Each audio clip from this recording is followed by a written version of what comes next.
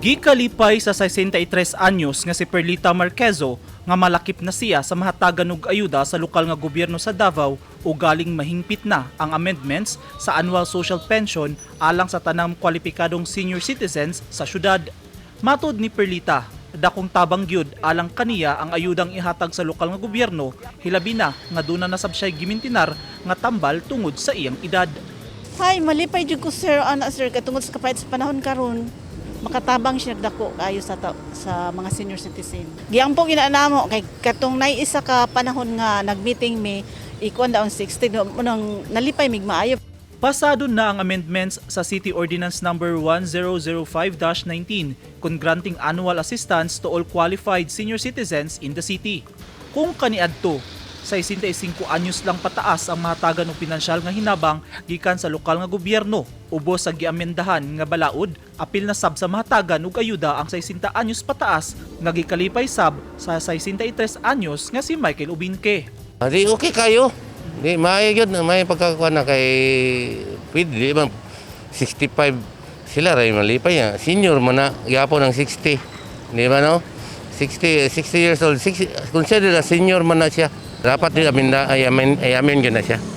Kay wala diskriminasyon ba urag baan pa kanang dili ba kay pabor sa wala isa ra gikan 65 patay ang kami senior nga 60. Wala murag gyapon mo nang level.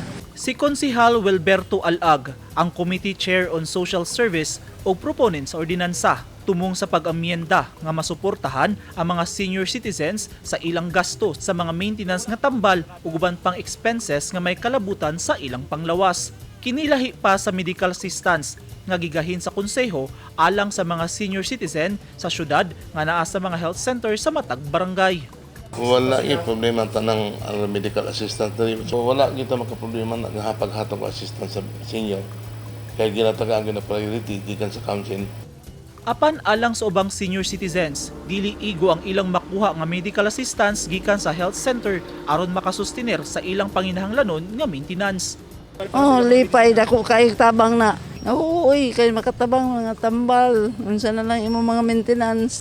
Subay sa ordinansa, makadawat og 1,500 pesos nga financial assistance ang tanang kwalipikadong senior citizens kada tuig. Ang kwalipikadong benepisyaryo kinahanglang naghupot og original Senior Citizens Identification Card nga gi-issue sa Office of Senior Citizens Affairs kon OSCA og rehistradong botante sa syudad.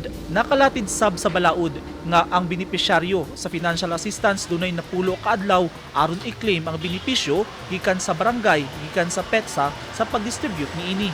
O galing dili makuha sa benepisyaryo ang ayuda, ibalik kini sa City Treasurer's Office.